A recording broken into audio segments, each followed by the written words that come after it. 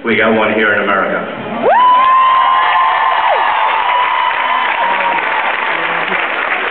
How cool is that?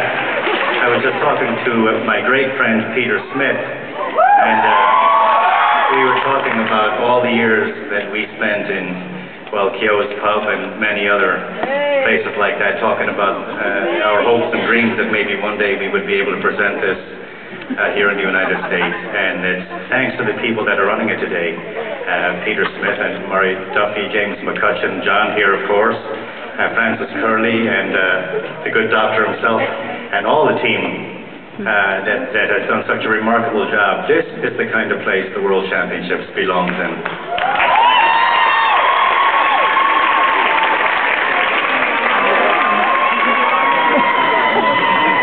We come a long way. It wasn't always this way, I can tell you. Before most of you were born was the first time that I danced in the World Championships. And I danced in a little place in Dublin called Kalashawira.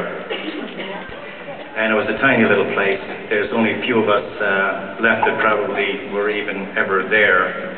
But I got to tell you this story.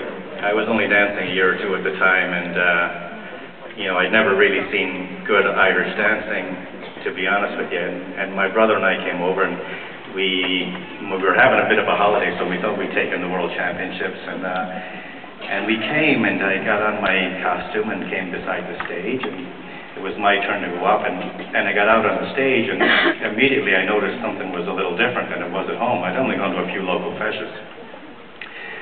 There was two other guys on the stage with me.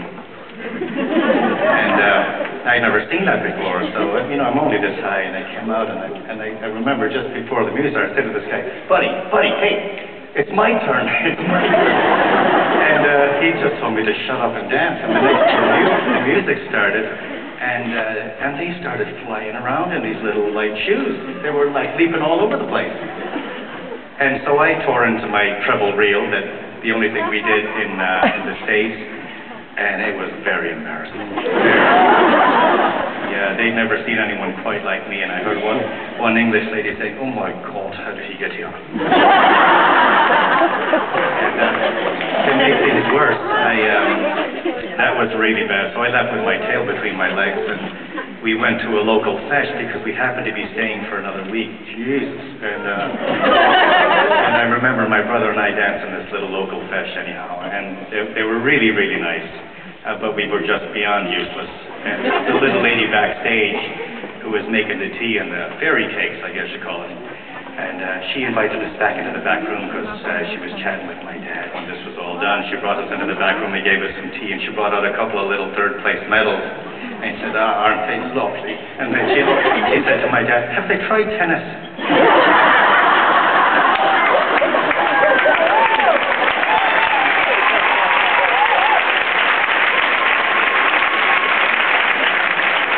I guess the moral of the story is you got to start somewhere. And I've said it before, I'll say it a million times.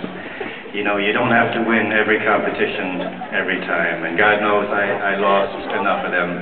Mainly because I lost focus, I didn't listen to my teachers, I didn't work hard enough, and I didn't believe in myself at that time. And I would encourage every dancer in here, if you follow what's in your heart, if you work hard, and if you know, listen to your teachers, and really work, no matter where you are in the world, you know, you can be a champion at anything that you want. And just because you don't win the medal, remember that you've come a long way just to get into this competition. Remember, just being able to participate here makes you in the very top tier of what it is you're already doing in life. You're already a star by just being here. This is really important. It's not always about taking home the trophy.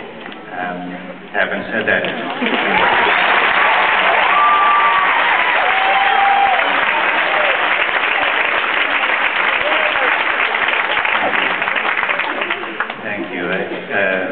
also, I think it's very important, though, is for those of you that are really dedicated to this.